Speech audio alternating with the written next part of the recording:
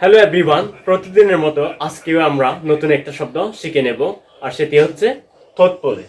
তো আমরা দেখতে পাচ্ছি থোথফুলি অর্থ হচ্ছে ভেবে চিন্তে। তো এখন আমরা কিভাবে এই ভেবে চিন্তে ওয়ার্ডটা বোঝাতে পারি বা আমাদের ডেইলি স্পিকিংয়ে আমরা কিভাবে ব্যবহার করতে পারি। তো আমরা দেখতে পাচ্ছি নাম্বার ওয়ান, ভেবে চিন্তে উত্তর দাও। তাইলে ভেবে চিন্তে উত্তর দাও আমরা এখানে বসাতে পারি বা এখানেই আমরা ব্যবহার করতে পারি। তো উত্তর দেওয়া হচ্ছে অ্যান্সার, অ্যান্সার। আর থটফুলি অর্থ হচ্ছে ভেবে চিন্তে। তাইলে আমরা এটা থটফুলি, থটফুলি। ওকে, তাইলে ভেবে চিন্তে সাহায্য করো। 2 নাম্বার, সাহায্য করা আমরা জানি এটা হচ্ছে হেল্প, বা আমরা অ্যাসিস্ট বলতে পারি, অ্যাসিস্ট।